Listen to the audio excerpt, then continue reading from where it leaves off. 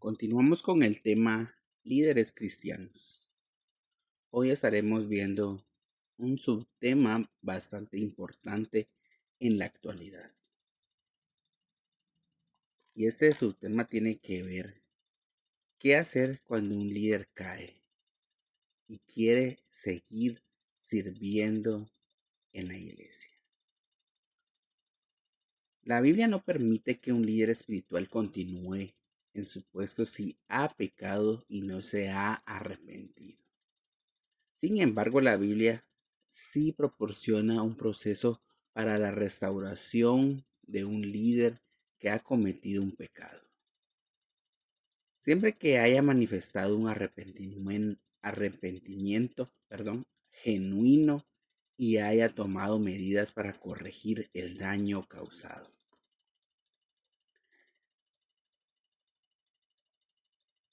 El arrepentimiento sincero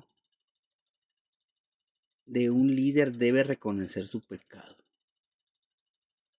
lamentarlo sinceramente y expresar su determinación de no volver a cometerlo. La confesión del pecado. El líder debe confesar su pecado a las autoridades espirituales de la iglesia y a aquellos que han sido perjudicados por sus acciones. Restitución. Si el pecado ha causado un daño económico o moral, el líder debe tomar medidas para reparar el daño causado. Es bastante importante también demostrar la humildad, el cambio de actitud y comportamiento. El líder debe demostrar un camino real en su actitud y comportamiento, buscando vivir una vida que honra a Dios y a la iglesia. El líder debe estar dispuesto a someterse a disciplina de la iglesia y a las instrucciones de las autoridades espirituales.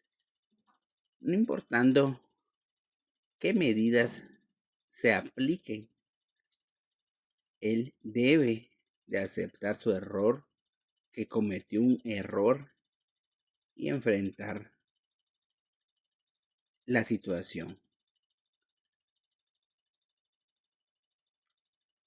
El líder debe demostrar a través de sus acciones y palabras que su arrepentimiento es sincero y que está dispuesto a vivir una vida de santidad. Sin embargo, la iglesia debe evaluar cuidadosamente la actitud del líder, su disposición a confesar su pecado y a tomar medidas para reparar el daño causado. Si el líder se ha arrepentido genuinamente, la iglesia debe aplicar la disciplina necesaria para proteger la integridad de la congregación y para ayudar al líder a crecer espiritualmente. Una vez que se ha demostrado que el líder ha cambiado, la iglesia debe perdonar y restaurar al líder a su puesto de liderazgo. Ahora bien, la Biblia no permite que un líder continúe en su puesto si no se ha arrepentido sinceramente de su pecado. No ha tomado medidas para reparar el daño causado por su pecado. No se ha demostrado un cambio real en su actitud y comportamiento. Y por último, si no se ha sometido a la autoridad de la iglesia. En resumen, la Biblia no permite que un líder espiritual continúe en su puesto si no se ha arrepentido sinceramente de su pecado y no ha tomado medidas para corregir el daño causado. Sin embargo, la Biblia sí proporciona un proceso para la restauración de un líder que ha cometido un pecado. Siempre que haya demostrado un arrepentimiento genuino y haya tomado medidas para corregir el daño causado. Como conclusión, es muy importante informarse sobre este tema. La verdad, a mí no me ha tocado ver una situación de amonestación a algún líder que peca y quiere seguir sirviendo. Pero la Biblia es muy clara respecto a las cosas de Dios. Y estas es que son cosas serias.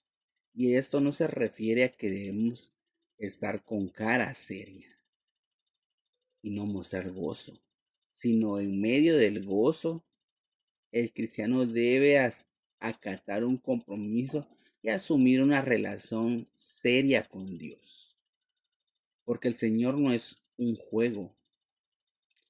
En 1 Pedro 1:16 dice, porque escrito está, sed santos porque yo soy santo. La Biblia es como un manual de instrucciones para obedecer. En Tito capítulo 1 versículo 7 dice, porque es necesario que el obispo sea irreprensible como administrador de Dios, no soberbio, no iracundo, no dado al vino, no pendenciero, no codicioso de ganancias deshonestas. La Biblia da esta instrucción y así como esta hay muchas más para ejercer un liderazgo. Hay de aquel que se las salta porque debe ser expuesto a la disciplina. Pero no olvidemos de cómo hacerlo. Y el apóstol Pablo nos da unas sugerencias de cómo amonestar a un hermano que ha caído en pecado. Pero también nos exhorta a que como familia en Cristo nos tendamos la mano y nos ayudemos unos a otros. Gálatas 6:1 dice, hermanos, si ven que alguien ha caído en algún pecado, ustedes que son espirituales deben ayudarlo a corregirse, pero háganlo amablemente y que cada cual tenga mucho cuidado. No suceda que él también sea puesto a prueba. Dios es amor, no odio. Es paz y no pelea. Misericordia y no ira. El pecado siempre ha existido y creo que como seres humanos todos pecamos o fallamos más de alguna vez. Pero como hijos de Dios debemos de estar despiertos, como lo menciona y nos exhorta la palabra de Dios en Mateo 26:4, que dice, velad y orad para que no entren en tentación. El espíritu está dispuesto, pero la carne es débil. Debemos tener presente que Dios ama al dirigente caído y nos llama a que lo amemos tal como Cristo lo ama.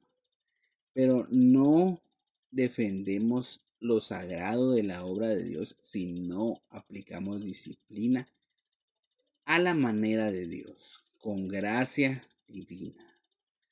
Santiago, el medio hermano de Jesús, entendió la obra elevada y santa del ministro.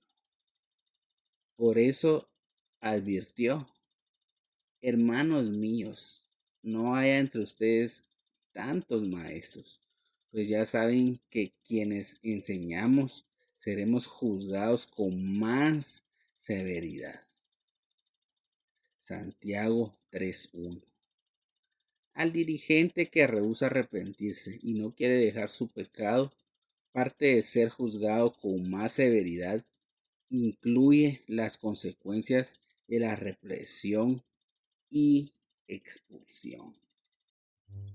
Aunque a nadie le encanta aplicar tal castigo, la obra de Dios es demasiado importante como para evitar lo difícil de la confrontación cuando en realidad es lo mejor para la iglesia y para el dirigente que peca. La Biblia da un ejemplo de la disciplina de la iglesia en una iglesia local, con la iglesia en la ciudad de Corintio. En 1 Corintios 5, versículos del 1 al 13, se extiende y en este caso la disciplina llevó a la excomunión. Y el apóstol Pablo da algunas razones para la disciplina. Una es que el pecado es como la levadura. Si se permite que exista, se propaga a los que están cerca, de la misma manera que un poco de levadura leuda toda la masa, dice 1 Corintios 5, versículos 6 y 7. Pablo también explica que Jesús nos salvó para que pudiéramos ser apartados del pecado, para que pudiéramos estar sin levadura o libres de aquello que causa decadencia espiritual. En 1 Corintios 5, versículos 7 y 8, el deseo de Cristo para su novia, la iglesia, es que sea pura e inmaculada. En Efesios capítulo 5, versículos del 25 al 27, el testimonio de Cristo Jesús y de su iglesia ante los incrédulos también es importante. Cuando David pecó con Betsabé, una de las consecuencias de su pecado que Dios menciona es que el nombre del único y verdadero Dios sería blasfemado por los enemigos de Dios. 2 Samuel 12:14. Algunas veces la acción disciplinaria de la iglesia tiene éxito al producir una tristeza piadosa y un verdadero arrepentimiento. Cuando esto ocurre, el individuo está preparado para ser reintegrado al compañerismo. El individuo de quien se habla en el pasaje de 1 Corintios 5 se arrepintió y Pablo animó a la iglesia a restablecerlo al compañerismo con la iglesia. 2 Corintios 2, 5, 8. Desgraciadamente la acción disciplinaria, aun cuando es hecha en amor y de la manera correcta, no siempre es exitosa en producir tal restauración, pero aún así es necesaria para llevar a cabo los demás buenos propósitos antes mencionados. Todos hemos sido testigos del comportamiento de un niño a quien se le ha permitido hacer todo lo que le plazca, sin ninguna o poca disciplina consiste. ¿No es algo agradable? Tampoco lo es esta clase de amor paterno que condena al niño a un terrible futuro. Tal comportamiento impedirá al niño establecer relaciones significativas y comportarse adecuadamente en cualquier clase de situación, ya sea socialmente o en una ocupación. De la misma manera, la disciplina ejercida en la iglesia, aunque no es ni deseable ni fácil, no solo es necesaria, sino también amorosa, más aún es ordenada por Dios. La obra de Dios es sagrada, así que cuando el que está dedicado al ministerio del Evangelio desafía de manera repetida las altas y santas normas de Dios, es preciso sacar del ministerio a ese individuo. El juicio y el orden del apóstol Pablo son incuestionables. La misma razón por la obra de Dios, porque la obra de Dios es santa, se debe a que Dios es santo. Los que ministran nunca lo harán sin fracasar, aquí y allá. Porque nadie es tan santo como Dios lo es. La gracia de Dios, sin embargo, es suficiente para perdonar esas fragilidades. Pero es preciso confrontar y sacar el ministerio a los que esconden un estilo de vida de pecado detrás de la fachada del ministerio sagrado. La consecuencia de violar la obra sagrada de Dios, que se realiza para la gloria de Dios y la edificación del cuerpo de Cristo, es severa. Descalificación del ministerio, porque la obra de Dios lleva la marca de Dios y refleja su reputación. Debido a que esto es así, Dios fija los límites dentro de los cuales se debe realizar su obra. Las normas son elevadas y sagradas. Por eso Pablo les advirtió a Timoteo y a Tito que atiendan con toda prolijidad cualquier acusación contra los que ministran, pero que no titubeen cuando es necesaria la confrontación. Bajo el reinado de Salomón, en el lugar de adoración a Dios cambió de algo temporal. Un ejemplo bastante importante es del apóstol San Pablo, porque él tomó muy en serio lo sagrado de la obra de Dios. Por eso le recalcó a Timoteo la necesidad de mantener el estándar divino de santidad. Te encarezco, le escribió a Timoteo, capítulo 5, versículo 21, como alguien que presta juramento en una corte. Pablo le encargó a Timoteo, delante de Dios y del Señor Jesucristo y de sus ángeles escogidos, que preserve la obra santa de Dios dentro del templo, la iglesia. También dijo que los principios para investigar y reprender al dirigente que peca no se deben aplicar con prejuicios o parcialidad. Independientemente de quién sea el acusado, recalcó que todo líder que desea llevar una doble vida, una vida de santidad en público, pero de pecado en lo privado, debía ser reprendido. Dedicarse a la obra de Dios es asunto serio, debido a que el ministerio es sagrado. Por consiguiente, Pablo le instruyó a Timoteo que sea cauto al imponer las manos sobre alguien para comisionarlo para el ministerio santo. 1 de Timoteo capítulo 5 versículo 22.